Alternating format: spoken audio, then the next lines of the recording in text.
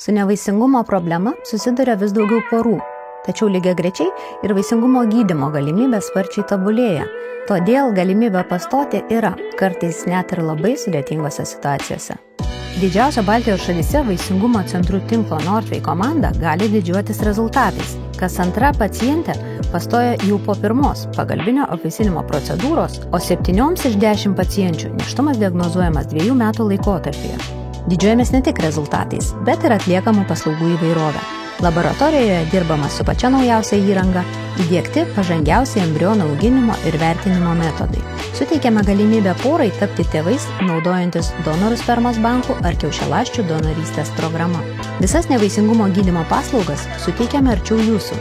Vaisingumo centre Northway Kaune įrengta moderni, aukščiausius standartus atitinkanti vaisingumo laboratorija su pažangiausia įranga.